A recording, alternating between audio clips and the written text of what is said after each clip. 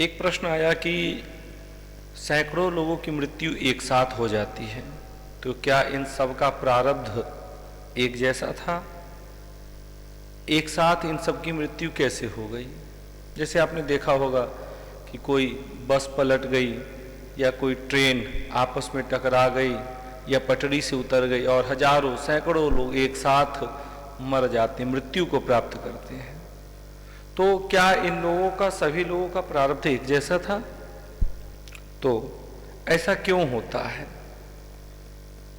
एक साथ इन सब की मृत्यु कैसे हुई?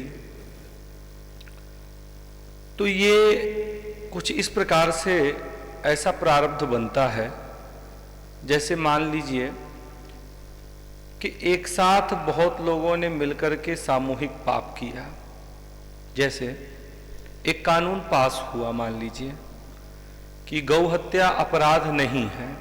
मान लीजिए सदन में, संसद में, विधानसभा में या जहां भी ये कानून पास होता है तो सर्वसम्मति से कानून बनाया जाता है, पास किया जाता है।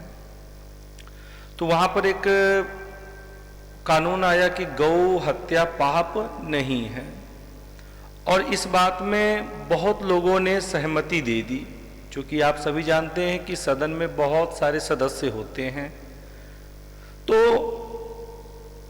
उनमें से मान लीजिए 500 सदस्य हैं। 500 में से 450 लोगों ने कहा कि हाँ भाई पाप नहीं है, इस कानून को पास किया जाए, और सम्मति अधिक होने पर, सहमति अधिक होने पर यह कानून लागू किया गया। हालांकि ये बहुत बड़ा पाप है।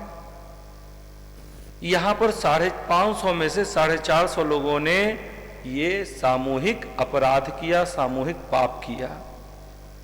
जाने कितनी गौओं की हत्या होंगी इन लोगों के कारण।